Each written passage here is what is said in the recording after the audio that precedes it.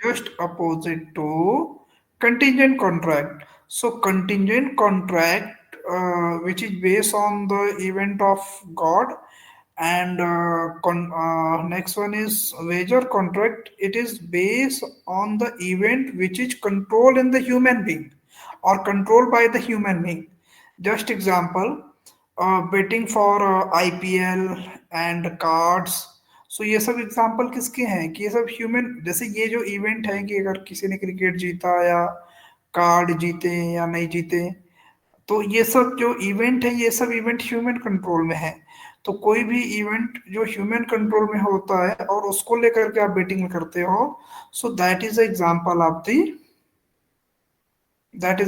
Of the contingent contract. Okay,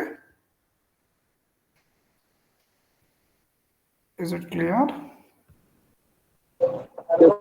yes.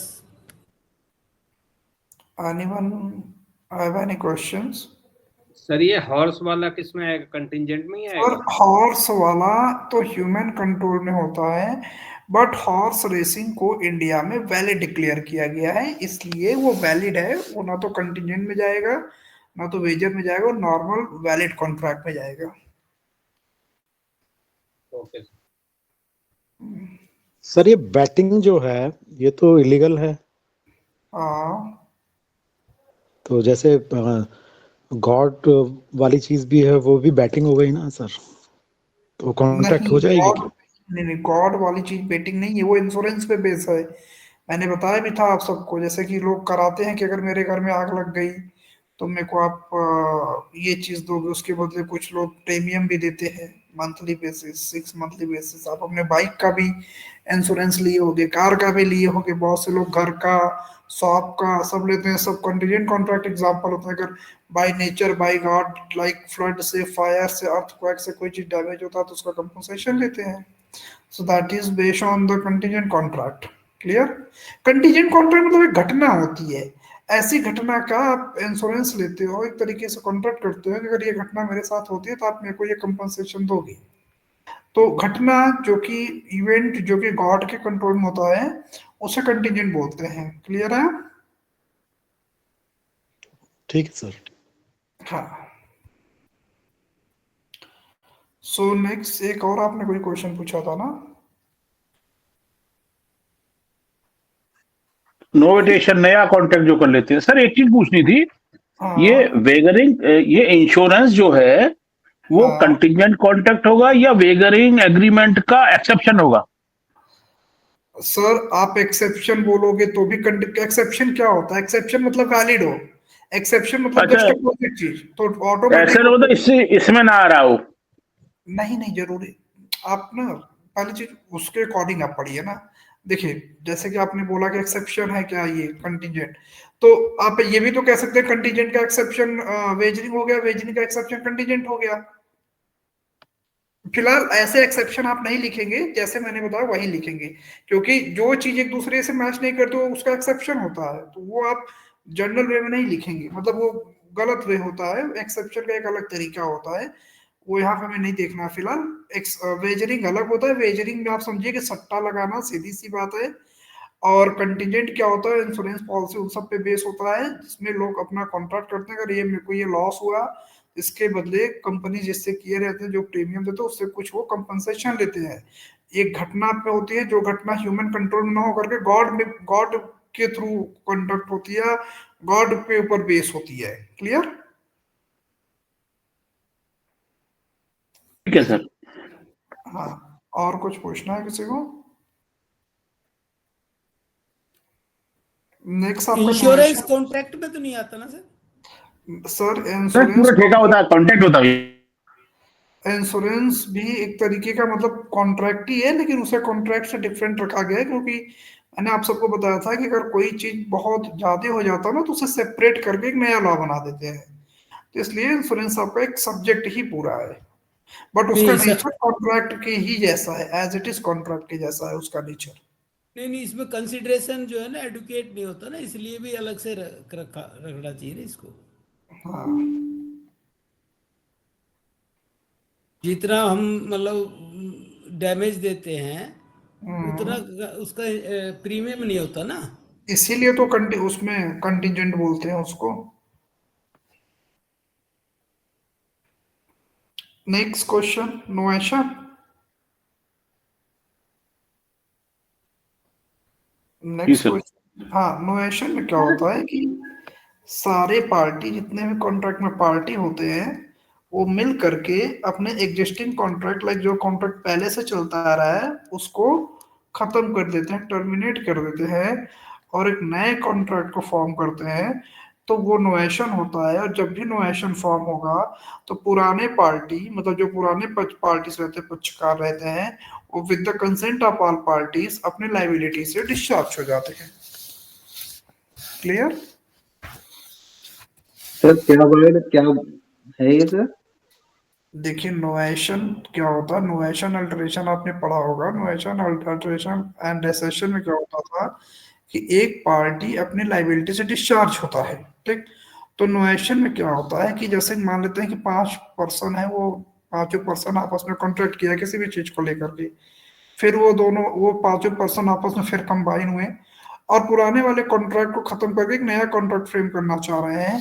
तो नया contract जब वो फ्रेम करेंगे, तो पुराने वाले जितने भी लोग चाहते हैं वो पुराने कॉन्ट्रैक्ट से डिस्चार्ज होना, और नए में जितने लोग नहीं चाहते एंटर करना, तो वो सारे लोग अपने अपने लाइबिलिटी से डिस्चार्ज हो जाते हैं। क्लियर? Yes sir. सर एक बार ये समझाएंगे, does silence amount to fraud? हाँ, silence amount to fraud, but it's depend upon the situation. Okay, just example, जहां पे फिड्यूशरी रिलेशन है, ओके, वहां पे साइलेंस अगर आप हो, then your silence is amount to fraud. But जहां पे फिड्यूशरी रिलेशनशिप नहीं है और वहां पे आप साइलेंट हो, then it is doesn't amount to fraud. Just example, जैसे कि आई एम योर टीचर, तो आप मेरे पे ट्रस्ट करते हो, तो ट्रस्ट करके मतलब मुझसे पूछा नहीं, सर आपका ये फोन कैसा है, कैसा नहीं है, आप दोगे मुझे तो अच्छा ही सेल करोगे, मतलब बेवकूफ तो बनाओगे नहीं। बट वो फोन एकदम डैमेज हो चुका था, लाइक अंदर से बिल्कुल खत्म था, ओके, और आपने ले लिया मुझसे, और मैं साइलेंट था, मैंने आपको कुछ भी नहीं बताया, और बाद में वो फोन बेकार जब निकला, तो आप मेरे से कंपनसेशन मांगने लगे। मैंने बोला कि मैं क्यों कंपनसेशन दूं, आपने तो नहीं पूछा था मेरे से, तो कुछ भी। तो वहां पे जो मेरा वो साइलेंट है, वो अमाउंट ऑफ फ्रॉड है, क्योंकि वहां पे मैं बताने के लिए लाइबल हूँ, ओके। बट मान लेते हैं कि आपको मैं नहीं जानता था, ओके, कभी आपको नहीं पढ़ाया, नहीं तो मैं आपको जानता था, और आप, मैं फोन अपना सेल कर रहा था, आप मेरे से फोन लेने आओ, तो मैं उतना ही बताने के लिए बाउंड हूँ जितना आप पूछोगे। और अगर आपने नहीं पूछा और मैंने नहीं बताया, मैं साइलेंट रहा, देन मैं लाइबल नहीं होऊंगा। Is it clear? क्योंकि देन हमारे और आपके बीच फिड्यूशरी रिलेशनशिप नहीं था। Are you get my point और not? Yes sir. Yes sir. हाँ, so silence is amount to fraud, और when it amount to fraud, when both parties it is in fiduciary relationship. Clear? Even then yes आप contract के illustration में पढ़ेंगे तो उसमें है कि एक बेटी अपने फादर से एक हॉर्स परचेज किया, उसका हॉर्स पहले से लाइक थोड़ा सा अनसाउंड नेचर का था, तो फादर ने उसको कम्युनिकेट नहीं किया, तो फादर एंड बिटिया के बीच एक फिड्यूशरी रिलेशनशिप रहता है कि कभी फादर बिटिया, मतलब बेटी को धोखा नहीं देगा, लाइक उसको अनसाउंड घोड़ा थोड़ी बेचेगा। तो वहां पे जो फादर साइलेंट था, अपने बेटी को कुछ भी नहीं कम्युनिकेट किया उस हॉर्स के बारे में, उसके लिए लाइबल हुआ था, और उसका साइलेंस जो था वो अमाउंट टू फ्रॉड कंसीडर किया गया था। Is it clear? Yes sir. Sirin, आपने क्वेश्चंस नहीं भेजे, सॉरी आंसर्स नहीं भेजे? सर मेरे ना बहुत सारे ट्रिप्स जा रहे थे, अब मैं फ्री हो गई हूँ, मैं आपको कल शाम तक भेज दूंगी फॉर श्योर। मैं बहुत बिजी चल रही थी, but tomorrow evening I send you for sure. हाँ रौनक सर, मैं भी आपको कल भेज दूंगी फॉर श्योर मॉर्निंग में। अच्छा, और एक हफ्ते से आप सब मतलब जॉब कर रहे थे क्या?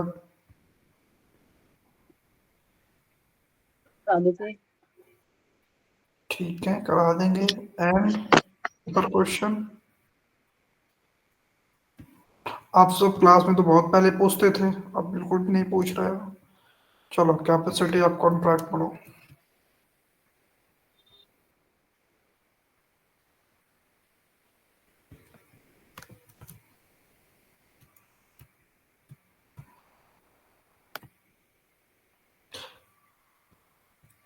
So capacity of the contract is given under section 11, like who are competent to contract. Okay, so it is given under section 11 of the Contract Act, and according to this section, every person is competent to contract who is age of majority, like who is competent to contract, who has completed 18 year.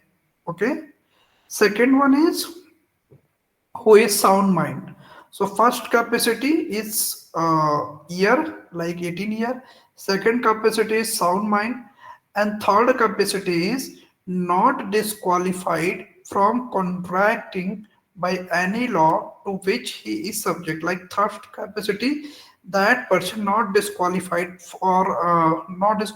by any law for doing contract. Okay, so there is given three type of capacity. First one is age, like age must be completed 18 year. Second one is sound mind, and third one is not should be disqualified for the contract by any law time being in force. Okay, Yes, sir. next. Sir एक quasi contractor के बारे में बता दो। ठीक है, quasi में क्या बताएं, मतलब क्वासी कॉन्ट्रैक्ट में क्या नहीं समझ में आया था आपको? ठीक है, so quasi contract is given under section 68 to 72. Okay, like 68 से लेके 72 सेक्शंस तक दिए गए हैं। एंड क्वासी कॉन्ट्रैक्ट में वो कॉन्ट्रैक्ट आते हैं जो रियल में कॉन्ट्रैक्ट होते नहीं, बट उनकी नेचर ऐसा होता है कि उस कॉन्ट्रैक्ट प्रिज्यूम कर लिया जाता है।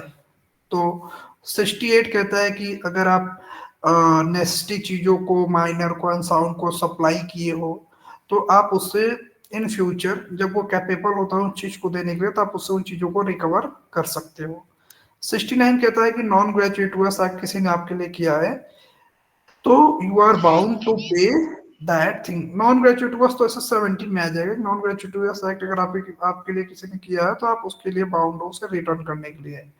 69 में है कि अगर आपके बिहाफ पे किसी ने आपके डेट को पे कर दिया है, so you have right to reimbursement, like उस डेट को रिकवर करने के आपके पास राइट आ जाते हैं। 71 में कहता है फाइंडर ऑफ गुड्स, लाइक जब भी आप किसी का कोई चीज पाते हो, you are it is your duty to return that thing. Okay, like कभी वॉलेट में आप किसी का आईडी कार्ड, पैसे वैसे कुछ पा जाते हो तो आप रिटर्न करते हो उसको। Last one is by coercion and by mistake, किसी ने कोई चीज आपको डिलीवर कर दिया तो उस चीज को आपको रिटर्न करना पड़ेगा। और यहाँ पे आप दोनों के बीच कॉन्ट्रैक्ट फॉर्म हो जाता है, इसलिए आपको ऐसी चीजों को परफॉर्म करना ही पड़ेगा। Is it clear?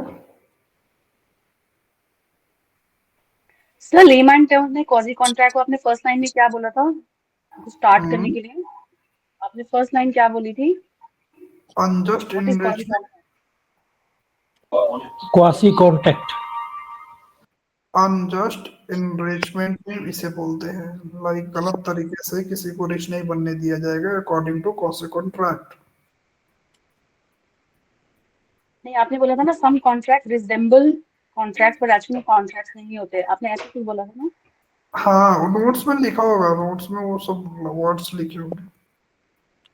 सर एक बात पूछनी थी सर, जो ये बेसिकली अभी ये शिरीन ने क्वेश्चन पूछा था कैपेसिटी टू कॉन्ट्रैक्ट, तो ये सर जो 3 पॉइंट्स तो हो गए, बट लेकिन सर ये 20 नंबर में आता है तो इसमें क्या क्या लिखे हैं, थोड़ा आइडिया दे दीजिए। ठीक है, तो मैं तो आइडिया दूंगा, पहले आप बताओ आप सब क्या लिखोगे, फिर मैं बताता हूँ आपको। पहले आप सब बताओ।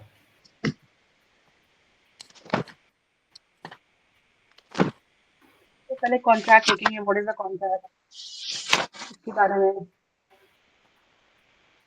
देन इंटेंशन, नहीं, कोई एक बच्चा बताएगा। सिरिन आप बताओ ना, आप स्टार्ट किया तो आप भी बताओ। पहले तो आपने कॉन्ट्रैक्ट को मैंने भी पूरा पढ़ा नहीं है। हाँ जी, मेरे आई थिंक पहले तो कॉन्ट्रैक्ट लिखेंगे, then what agreements are contracts, इसके बारे में डेफिनेशन, देन कौन सेक्शन में आता है, and what is quasi contract. तो क्वाजी कॉन्ट्रैक्ट के जो डिफरेंट सेक्शंस है 68 से जो स्टार्ट होते हैं उसके बारे आप में हर एक कहाँ जा रहे हो? कोई नहीं, सुनो सुनो। सॉरी सॉरी कैपेसिटी कॉन्ट्रैक्ट की बात कर रहे हो आप, सॉरी सॉरी। हाँ तो आप वही तो कहाँ चले गए थे? फिर से बताओ, आप पहले आप कॉन्ट्रैक्ट को डिफाइन किए थे।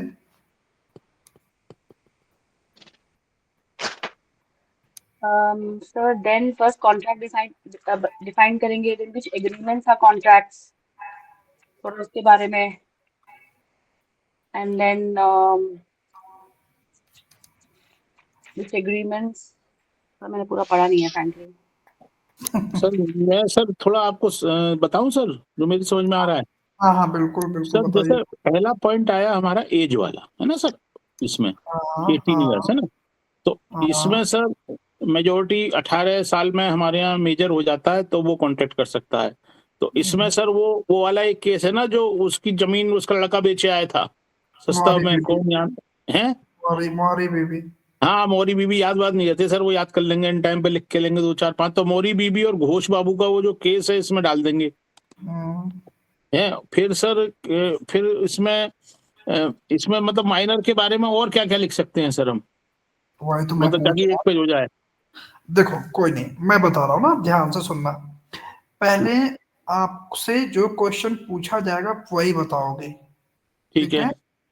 क्योंकि जस्ट एग्जांपल अगर उसने पूछा कैपेसिटी ऑफ द कॉन्ट्रैक्ट और आप और कहीं बारे में डिस्कस करते हो तो वो अच्छा नहीं रहता। फर्स्ट आप वही बताओगे जो उसने पूछे, देन आप उसको डिस्कस करो और चीजों को। So capacity of the contract like competency के बारे में पूछ रहा है। सो आप क्लियरली बिल्कुल आप पहले सेक्शन बताओगे कि capacity of the contract is given under section 11 of the Indian contract act 1872। ठीक है सो सर। देन आप उसमें देखो कैपेसिटी पूछा है, ओके कैपेसिटी पूछा है और कॉन्ट्रैक्ट पूछा है, क्योंकि वाट आर की तो कोई मीनिंग तो होती नहीं। मीनिंग जो मेन आपको लिखना है वो दो वर्ड से बना है, कैपेसिटी एंड कॉन्ट्रैक्ट। देन आप कैपेसिटी को बताओगे कि according to contract act what is capacity. तो आप देन कैपेसिटी को बहुत अच्छे से डिफाइन करो, कैपेसिटी क्या है अकॉर्डिंग टू कॉन्ट्रैक्ट। तो वो आपने बताया, ओके लाइक 18 साल ये। देन आपने कॉन्ट्रैक्ट बताया, लाइक व्हाट इज कॉन्ट्रैक्ट, और प्रॉपर डेफिनेशन के साथ बताओगे। It is given clause section 2 clause H, so it is a contract. फिर आप एक फॉर्मूला भी होता है कि एग्रीमेंट कंसिडरेशन प्लस एग्रीमेंट या एग्रीमेंट प्लस इन्फोर्सिबिलिटी आप लिख दोगे इक्वल टू कॉन्ट्रैक्ट। लाइक कोई एग्रीमेंट अगर इन्फोर्सिबल होता है तो वो चीज कॉन्ट्रैक्ट हमारा बन जाता है। तो उसे आप मतलब फॉर्मूला मतलब अच्छे डिजाइन में बना के लिख दोगे।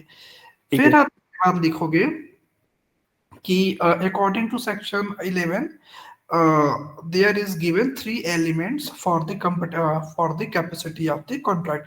पहले आप बताओगे एज, एज आप उसमें एज हेडिंग डालोगे, AGE ऐसे हेडिंग। फिर आप उसे डिफाइन करोगे। फिर आप बताओगे साउंड माइंड, हेडिंग लिख करके आप उसे बताओगे। जब आप साउंड माइंड लिखते हो तो साउंड माइंड यहाँ पे तो कहाँ पे दिया गया है? सेक्शन 12 में दिया गया है कि what is sound mind, like sound mind for the purpose of contract. आप इस चीज को बहुत अच्छे से बताओगे, ओके।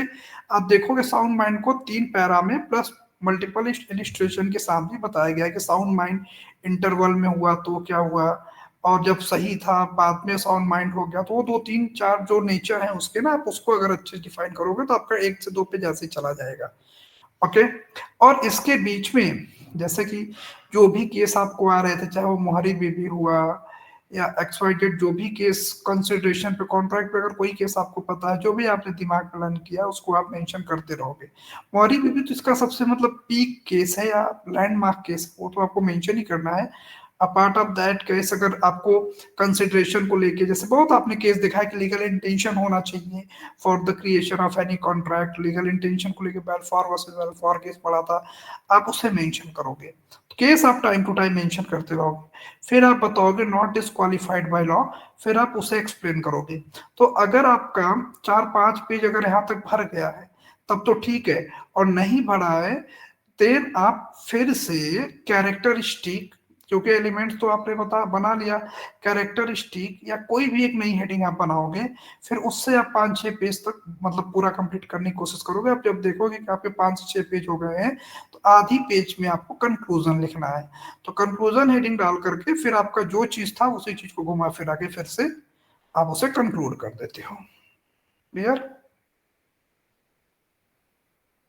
सर मतलब सर ये बेसिकली कॉन्ट्रैक्ट एज रिलेटेड हो गया इसमें, जो एक्सप्लेन करना है बहुत ज्यादा। फिर साउंड माइंड में 3 क्राइटेरिया हो गए, कभी तो वो सही था, साउंड माइंड में था, वो 3 हाँ। क्राइटेरिया है सर, वो लिख देंगे। ठीक है हाँ, सर। और फिर इसके बारे में क्या लिखे हैं sir? Disqualified by law for making और कॉन्टेंट, इसके बारे में कोई? डिस्क्वालीफाइड वाला, जैसे कि इसके मल्टीपल एग्जांपल होते हैं कि जैसे कि एक पर्सन ने, आपने सुना भी होगा कि कोई बच्चा अगर अपने पेरेंट्स को ही मारने की कोशिश करता है तो उसके पेरेंट्स प्रॉपर्टी उसके बच्चे को नहीं मिलेगी। या समझ गया हाँ, कोई हाँ, इंसॉल्वेंट पर्सन होता है तो कॉन्ट्रैक्ट के लिए, जैसे आपने विजय माल्या के बारे में सुना होगा, इंसॉल्वेंट उन्हें डिक्लेयर कर दिया गया तो वो कॉन्ट्रैक्ट करने के लिए डिस्क्वालीफाइड हो गए हैं। ये सारे एग्जांपल्स इसमें आ जाएंगे। ओके। चंदा लिखते हैं, रात को इसे कल देते हैं सर आपको। हाँ, आपका और क्वेश्चन पूछा था। मेजर थिंग कि जो 2-3 केस आपको याद आए वो आप जरूर लिख दोगे। सर कॉन्ट्रैक्ट ऑफ इंडेमनिटी और कॉन्ट्रैक्ट ऑफ गारंटी ये वो कवर सिलेबस में नहीं है, वो सेकंड पार्ट है। नेक्स्ट ईयर में होंगे, पास हो जाएंगे तब वहां पहुंचेंगे। हाँ, नहीं सर, ये तो बड़ा 68 वो सब क्वासी कॉन्ट्रैक्ट है ना, तो यहाँ पे आप क्यों बताओगे क्वासी कॉन्ट्रैक्ट को? कॉसी कॉन्ट्रैक्ट उसी के लिए कॉन्ट्रैक्ट का भी क्वेश्चन आपने 2 क्वेश्चन दिए थे सर। करोगे उसका कोई लाइक लॉजिक नहीं है, ये मैं कह रहा हूँ। नहीं, कॉसी कॉन्ट्रैक्ट के लिए ही पूछा है सर। हाँ, उसमें तो आपको डेफिनेटली लिखना ही पड़ेगा, उसमें तो आपको लिखना ही पड़ेगा। हाँ, और इसके बाद कैपेसिटी ऑफ कॉन्ट्रैक्ट के अलावा मैंने आपको बताया था 2-3 सेक्शन की डैमेजेस आप कहीं पे मेंशन कर सकते हो किसी भी आंसर में, क्योंकि अगर जैसे कैपेसिटी ऑफ कॉन्ट्रैक्ट के लेकर के आपने किया, कॉन्ट्रैक्ट हो गया, तो आप ब्रीच को लेकर के बता सकते हो कि अगर if any party is breaching the contract, so he will be liable for the liquidated or unliquidated damage। तो आप उन तीनों सेक्शन 3, 4 और 5 मैंने बताया था ना, अनलिक्विडेटेड 73, लिक्विडेटेड 74, पेनल्टी 75 में आप मेंशन कर सकते हो। कुछ चीज होते हैं ना एवरग्रीन वाले, उनको आप कहीं पे भी मेंशन कर दो। सर बेलमेंट भी नहीं है हमारे सिलेबस में। नहीं नहीं नहीं नहीं, इसका क्वेश्चन बट उसमें यूनिक में ना दिए हुए हैं कई जगह। मैं यूनिक जो होती है ना पूरे कॉन्ट्रैक्ट एक्ट को लेके बनी है, बट आपके सिलेबस में सेक्शन 75 तक ही है। अच्छा, तो बेलमेंट का मेजर हमें उसमें नहीं, जैसे क्वेश्चन है उसमें अगर बेलमेंट का भी कवर हो रहा है टॉपिक, हमारे सिलेबस में हाफ था स्टार्टिंग का, और उसमें एंड में एग्जाम्पल में कंक्लूजन में बेलमेंट भी दिया हुआ है, तो वो नहीं मेंशन करना हमें। नहीं, 75 तक ही पढ़ने, जो टॉपिक 75 सेक्शन तक है वही पढ़ने हैं। सो अदर स्टूडेंट्स सर इसमें रौनक सर, हाँ जी, एक मतलब हो सकता है मैं क्लास मिस कर गया हूँ। जनरली 20 मार्क्स के क्वेश्चंस मेरे ख्याल से आपने बता दिए हैं शायद, या एक बार रिपीट करके बता सकते हैं कि 20 मार्क्स में आने की पॉसिबिलिटी किन क्वेश्चंस की है? हो सकता है मैं क्लास मिस कर गया। हाँ, एक्चुअली ना देखिए, आप एक क्वासी कॉन्ट्रैक्ट को लेकर के पढ़िए, एक इम्पॉसिबिलिटी वाला जो 56 पे है, और एक आपका सेक्शन 10-11। सर दोबारा बता दीजिए प्लीज सर, 1 मिनट सर, एक मिनट नोट कर लेते हैं सर, एक इम्पोर्टेंट जगह, 10 मिनट एक इम्पोर्टेंट जगह नोट कर लेते हैं। हाँ सर बताइए, सर बताइए। क्वासी कॉन्ट्रैक्ट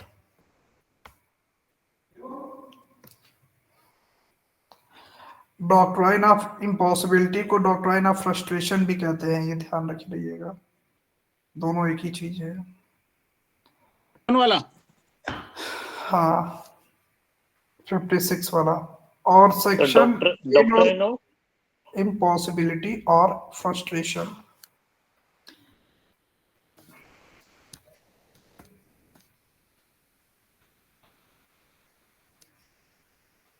आपने जो क्वेश्चन बताया था वो वाला, वो भी इम्पोर्टेंट है सर, क्या ये व्हाट एग्रीमेंट और वो बहुत इंपॉर्टेंट है। सेक्शन 10 एंड 11 से लाइक व्हाट एग्रीमेंट और कॉन्ट्रैक्ट और कैपेसिटी ऑफ कॉन्ट्रैक्ट, इन दोनों में से एक, दो नहीं तो एक क्वेश्चन कंफर्म है ऐसा। कैपेसिटी ऑफ कॉन्ट्रैक्ट और दूसरा व्हाट एग्रीमेंट और कॉन्ट्रैक्ट। तो सेक्शन 10-11 से क्वेश्चन ना बने ऐसा हो ही नहीं सकता। आज तक ऐसा कोई पेपर नहीं बना जिनमें यहाँ से क्वेश्चन नहीं आए। एक फ्रस्ट्रेशन हो गया और एक कॉसी हो गया, और वो सर वो डैमेज वाला वो है क्या हाँ। इम्पोर्टेंट है? नहीं 10 और 11 सेक्शन आप लिख लीजिए, इसको देख लीजिएगा। फिर फ्री कंसेंट देख लीजिएगा, फ्री कंसेंट। अच्छा, फ्री कंसेंट, ठीक है जी। हाँ, बाकी आपको नॉर्मल चीजें ऑफर एक्सेप्टेंस वो वाले सारे चीज तो पता ही है, बस इतना ठीक बहुत। है, तो ये 4 क्वेश्चन कर लें तो इसमें से 3 फंस जाएंगे, इसमें तो चारों आएंगे। और मतलब 20-20 को 10-10 का एक होगा जाएगा, छोटा छोटा वो तो लिख लेंगे सर, स्टॉपिल पे स्टॉपिल। बाकी छोटे मोटे तो आप सारे चीज पता ही आपको। And other student Rakesh, Sakshat, Nazmeen. Sir आपने ना शुरू के फर्स्ट 2 क्लासेस में ना वो सिखाया था ना ऑफर एंड एक्सेप्टेंस की। जो कोई ऑफर देता है तो उसकी लायबिलिटी कब से स्टार्ट हो जाती है, और जो एक्सेप्ट जब वो भेज देता है लेटर, थोड़ा सा उसको रिवाइज करा देंगे। हाँ, वही सबसे टफ और वही सबसे मेन है। ये भी आता है कि कब कोई ऑफर एक्सेप्ट होता है, कब कोई ऑफर रिजेक्ट होता है। ओके, सी और स्टूडेंट कुलदीप, कोमल, लविश, नाजमीन, पंकज, आप सबको क्लियर है सब कुछ? Am I audible? ये बच्चे ये क्लास सर मतलब क्लियर है ज्वाइन। सर। अरे नहीं, जिन बच्चों का नाम ले रहा हूँ बोलते नहीं कभी ना, तो ये बच्चे क्लास ज्वाइन करके और तो कहीं नहीं गायब हो जाते हैं। यस सर, मतलब गायब हो जाते हो?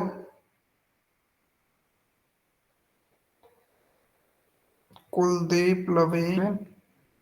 सर जो शुरू में आपने फर्स्ट 2 क्लासेस में सिखाया था ना ऑफर एंड ऑफरी, जब ऑफर और एक प्रपोजल भेजता है तो उसकी लायबिलिटी कब से बनती है? जब वो ऑफर दे देता है। 3, 4, 5, 6 की बात कर रही मैडम। कोई नहीं, आप सेक्शन 4 पे आ जाओ, कम्युनिकेशन व्हेन कंप्लीट पे आ जाएगा। ठीक है, सेक्शन 4 पे आओ। Is it visible to everyone?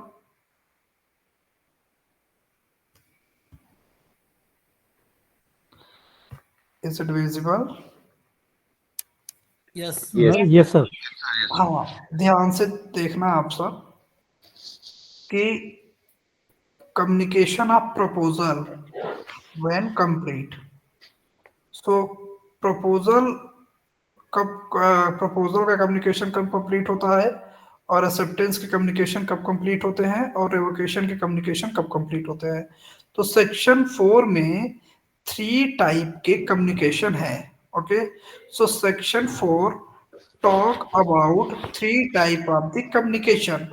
First one is offer, second one is acceptance, and third one is revocation। Is it clear to everyone?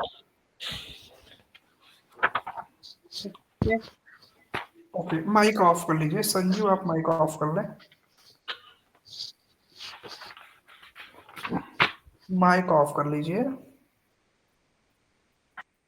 हाँ, सो ध्यान से देखना, मैं एग्जांपल एक बच्ची और सेरिन को रख रहा हूं, आप सब समझना ना। तो पहले मैं बता रहा हूं ऑफर का कम्युनिकेशन कब कंप्लीट होता है। जैसे सेरिन को मैंने एक ऑफर दिया कि मैं अपना फोन सेल कर रहा हूं, तो सेरिन क्या आप इसे परचेस करोगे? तो ये जो मैंने सेरिन से ऑफर किया, ये ऑफर मेरा कब कंप्लीट होगा?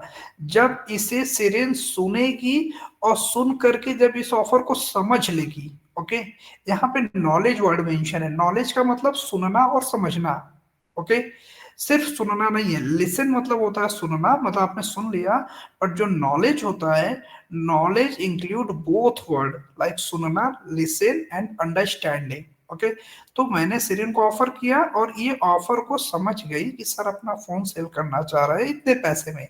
ओके, तो जब मेरा ऑफर सेरिन के नॉलेज में गया, देन ऑफर जाकर के मेरा या प्रपोजल जाकर के मेरा कंप्लीट हो गया।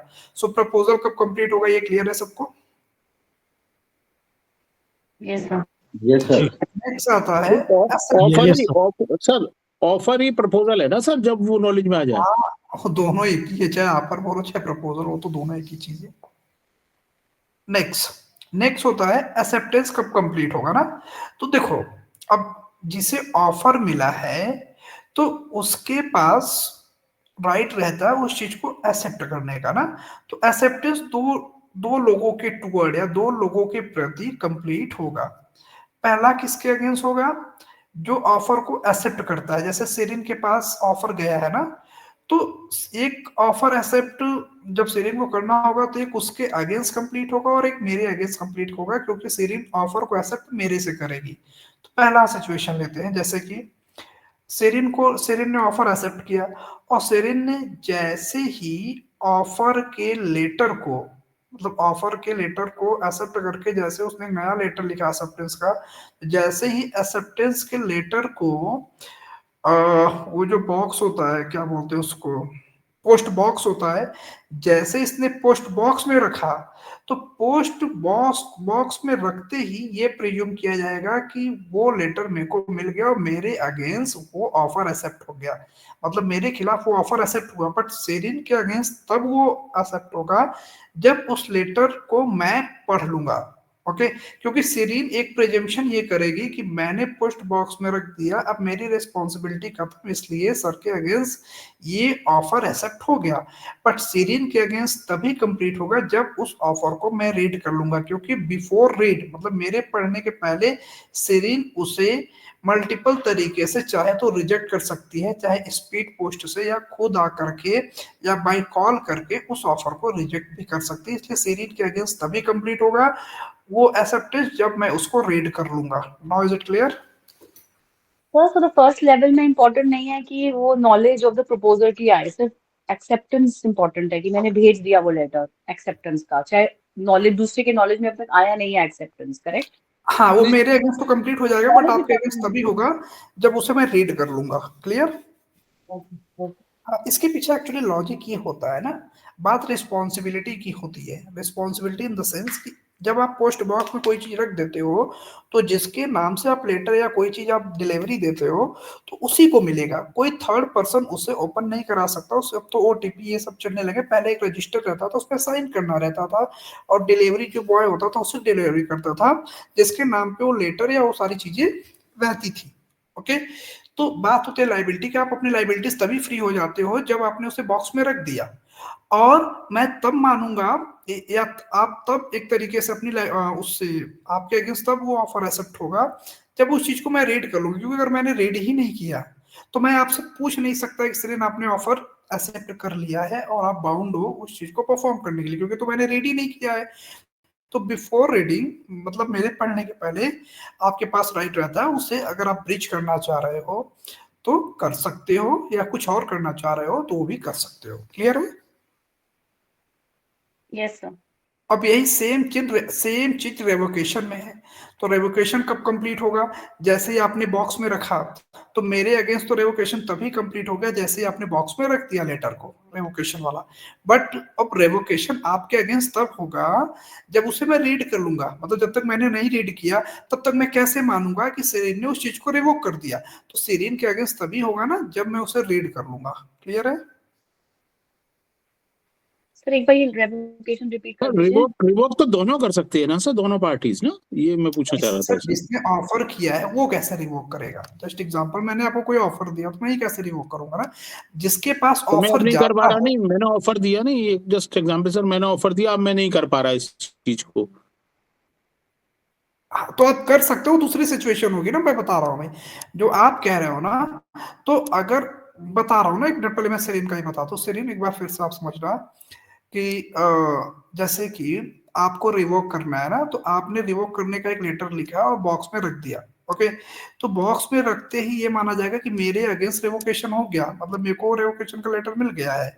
बट आपके अगेंस्ट तब प्रेज्यूम होगा रिवोकेशन जब उस लेटर को मैं रीड कर लूंगा, क्योंकि मैं जब रीड कर लूंगा तभी तो जानूंगा ना कि सेरिन ने इस ऑफर को रिजेक्ट कर दिया या रिवोक कर दिया गया, रिवोक कर दिया। क्लियर है? Yes sir, clear now, thank you. हाँ, अब सर जो आप पूछ रहे थे ना, तो इसलिए सर मैं एक मिनट सर, मैं इसलिए पूछ रहा था कि बेयर एक्ट की लैंग्वेज में पर्सन है, ऑफर ही ऑफर है नहीं है, तो इसलिए मैं क्लियर करना चाह रहा था। नहीं, कुछ चीजों को आप प्रिज्यूम करके चलोगे। मेन चीज यहाँ पे ये होता है ना, करने को दोनों रिवोक कर सकते हैं, लेकिन आप ध्यान से समझना जो मैं बता रहा हूँ ना। जैसे कि मैंने एक सेरिन को ऑफर दिया, ठीक, और सेरिन ने उसे एक्सेप्ट कर लिया, मैं उसे रिवोक करूंगा ना, तो रेवोकेशन नहीं होगा, वो ब्रीच होता है। रेवोकेशन एंड ब्रीच दोनों अलग होता है।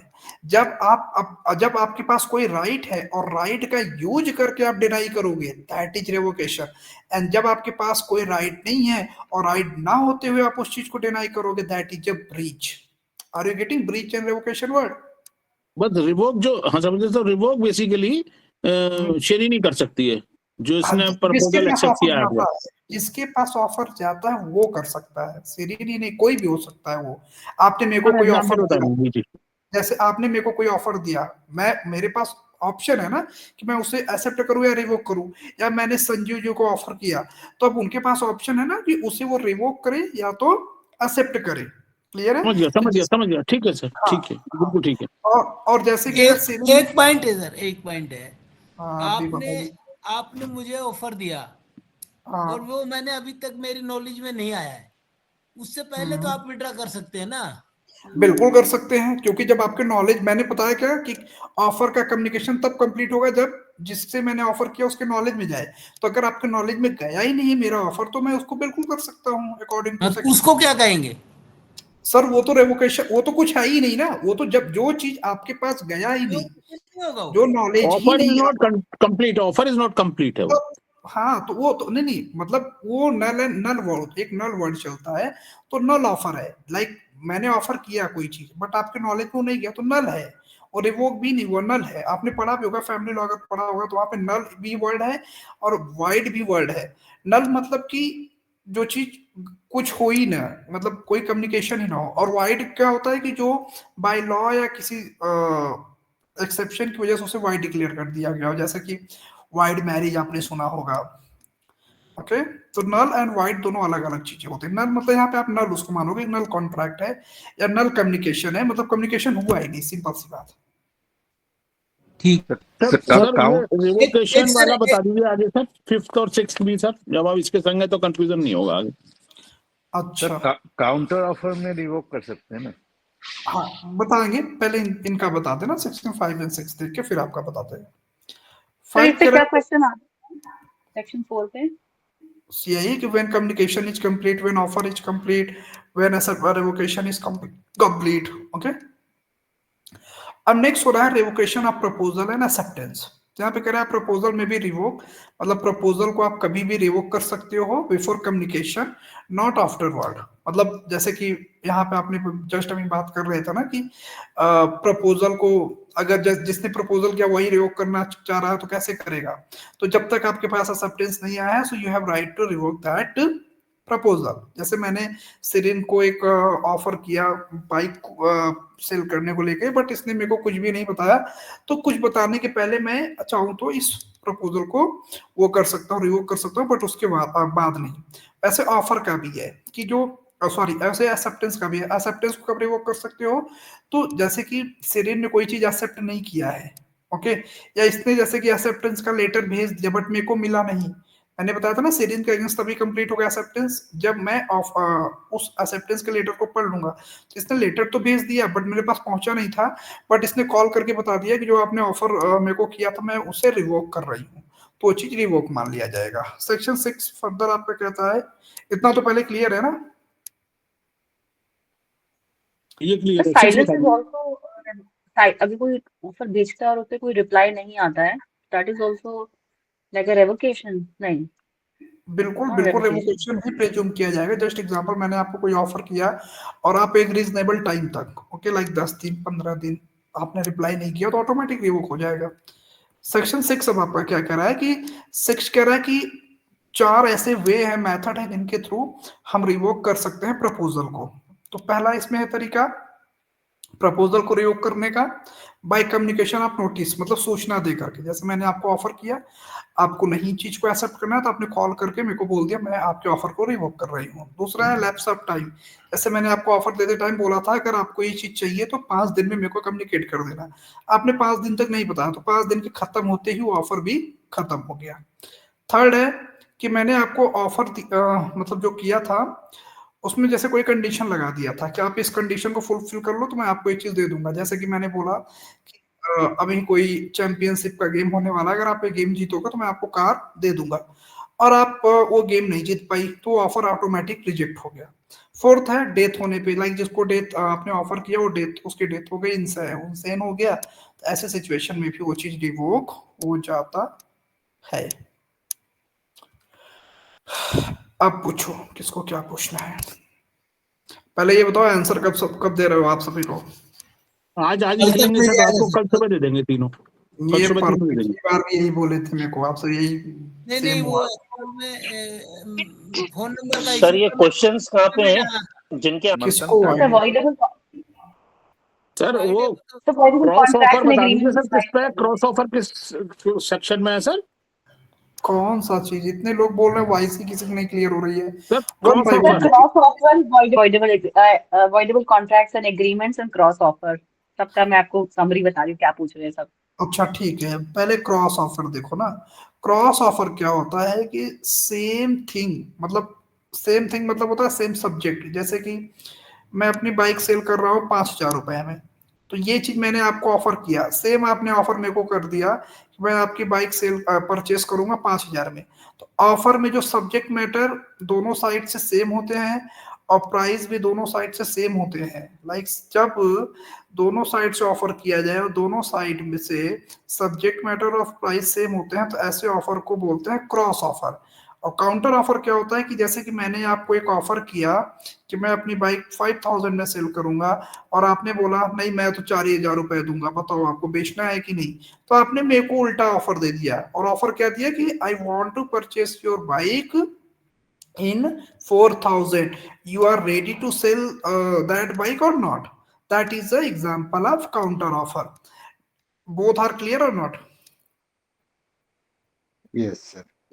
Next आपका आता है voidable contract. Voidable contract is ये सर किस सेक्शन में है ये जो अभी बताया था? काउंटर एंड क्रॉस का कोई सेक्शन नहीं है, वो नॉर्मल एक जैसे कि टॉपिक है, बस एक प्रिंसिपल है। नेक्स्ट आता है आपका अवॉइडेबल कॉन्ट्रैक्ट। अवॉइडेबल कॉन्ट्रैक्ट में क्या होता है कि अवॉइडेबल कॉन्ट्रैक्ट और those contract which is enforceable on the behalf of only one parties. So if any contract is enforceable is behalf of only one party, so that contract is voidable contract. Just example कि मैंने आपके साथ fraud किया, जैसे कि fraud ये किया कि मैंने बोला कि लो ये बाइक लो, अभी जस्ट 2 मंथ पुरानी है और 2 साल पुरानी थी, तो मैंने फ्रॉड करके आपको तो सेल कर दिया, तो मेरा प्रॉफिट हुआ, मेरे बिहाफ पे इनफोर्सिबल है। बट आपका इसमें लॉस हुआ है, तो आपके बिहाफ पे तो इनफोर्सिबल नहीं है। See you have right to declare that contract as a voidable contract. और आप कैसे डिक्लेयर कराओगे? कोर्ट में जा करके। तो अगर आप साइलेंट रहे तब तो हम लोगों का कॉन्ट्रैक्ट बिल्कुल वैलिड है, बट अगर आप एक्शन लोगे कोर्ट में जाओगे तब बताओगे कि सर ऐसा ऐसा हुआ है, इन्होंने मेरे साथ फ्रॉड किया है, तो उस कॉन्ट्रैक्ट को वॉइडेबल कॉन्ट्रैक्ट डिक्लेयर करके जो भी कंपनसेशन होगा वो कंपनसेशन मेरे थ्रू आपको दिला देंगे। नेक्स्ट क्वेश्चन, लेकिन कोई एक बच्चा बोलेगा। सर आपने वो एक जो कंप्लीट कॉन्ट्रैक्ट के नोट्स दिए थे उसमें एक टॉपिक है डॉक्ट्रिन ऑफ अनजस्ट एनरिचमेंट, है ना? वही है, क्वासी कॉन्ट्रैक्ट ही है वो। हाँ सर, जी सर, उसमें ना सर 2 केस लॉज हैं, मोसेस वर्सेस मैकफार्लन और एक है रैमबक्स करके। हाँ सर, ये दोनों मेरे को समझ नहीं आया, आप एक बार क्लियर कर दोगे केस लॉज को? मैं ओपन कर रहा हूँ नोट्स को। जो मैकफर्सन वाला है ना, वो तो सिर्फ उसमें वो डिसीजन आया था वो लिखना है, फैक्ट पढ़ना मैं बता दूंगा, फैक्ट पढ़ो या क्या कहते हैं कि आपने समराइज कर रखा है उसको एक पोर्शन में, बट वो मुझे क्लियर नहीं हुआ था, इसलिए मैंने आपसे। कोई नहीं, रुक जाओ तो मेरे को नोट्स खोलने दो एक सेकंड। सो मैकफर्सन वाला तो आपको सिर्फ इतना ही लिखना है कि Macpherson is the first case on the quasi contract, okay, and in this case given unjust enrichment principle, and according to this principle no one can become enriched by unjust means। उसमें तो आप इस चीज को बताओगे। दूसरा कौन सा केस था? रैमबक्स, एक minute, Rambux Chicago versus Madhusudan Paul Chaudhary. Okay, रुक जा बता रहा। अच्छा, पहला तो क्लियर है ना? जी सर। दूसरा इसमें कह रहा है कि it was held that in case with the reference of the Portier and Einstein jurisprudence that come a contribution for a surety. वो एक्चुअली इसमें प्रिंसिपल दिया गया है ना। एक्चुअली हुआ क्या कि ये दोनों इसके सबसे ओल्डेस्ट केस है। ओके, तो ओल्डेस्ट के आप सब इसमें बहुत थ्योरी में जाओगे तो आपको आएगा। आप दोनों, आप सिर्फ दूसरे वाले केस का नाम भी नहीं लिखना, पहले वाला केस का नाम लिख करके आप सिर्फ इतना बता देना कि that was the first case on the quasi contract or unjust enrichment, and according to this principle according to this principle no one can become enrichment by unjust means, and law prohibit these things, or बस यही law prohibit unjust enrichment. Okay, आप इतना ही बस main चीज लिख देना, आपका ये सफिशिएंट है। दूसरा जो है ना उसमें बहुत सारी थ्योरी मतलब ऐड है, जैसे कि आइंस्टीन का आपने नाम सुना होगा, तो आइंस्टीन कहते थे कि law is a command of sovereign, मतलब जो लॉ है एक तरीके से वो कमांड है। किसका कमांड है? सॉवरेन का। लाइक सॉवरेन थ्रू बनाया गया rule and regulation he command है जिसके थ्रू सबको कंट्रोल करते हैं। तो लॉ, अकॉर्डिंग टू लॉ भी वही होता है कि no one can become an unjust enrichment and no one is above the law. तो कुल मिला जुला के थ्योरी है, तो इतना आपको नहीं लिखना उखना रहता है, नहीं समझने की जरूरत है, बस जो बताया वो लिखना है। मैकफर्लन इसका पहला केस है और वो किस चीज को प्रोहिबिट करता है, और इंडियन कॉन्ट्रैक्ट में जो आपका अनजस्ट एनरिचमेंट के प्रिंसिपल्स दिए गए हैं वो दिए गए हैं सेक्शन 68 टू 72 तक। ये फिर बाय वन आप डिफाइन कर दोगे। रौनक सर, मुझे एक चीज पूछनी है, जो आपने ये केसेस बताए इतने तो याद होने बड़े मुश्किल है, क्या एक एक केस लिख सकते हैं हम? आपने दोनों क्वेश्चंस पे लिखा है कि राइट द केसेस। हाँ, मतलब इट्स योर चॉइस, लाइक आप एक लिखोगे तो भी सही है, दो लिखोगे तो भी सही है, तो जितना जैसे हो पाए उतना आप लिख सकते हो। अच्छा सर, क्वासी कॉन्ट्रैक्ट के लिए जब हम उसको एक्सप्लेन करेंगे तो हमें एक तो ये मोसेस वर्सेस फार्लन वाला केस डाल देना है, और एक केस जो मैंने उस दिन क्वेश्चन में लिखा था वही वाला डाल देंगे। हाँ, जो इजी लगे उस अकॉर्डिंग आप ले सकते हो। हाँ जी, ठीक है सर। आपने ये दो ही क्वेश्चन दिए हैं, व्हाट एग्रीमेंट और दो क्वेश्चन तो नॉर्मल प्रैक्टिस के लिए, वैसे तो मैंने बहुत सारे क्वेश्चंस दिए थे, एक बार 30 क्वेश्चंस दिए थे सभी को, कितने सारे क्वेश्चन पे प्रैक्टिस करो। ये तो ये कहाँ दिए थे सर?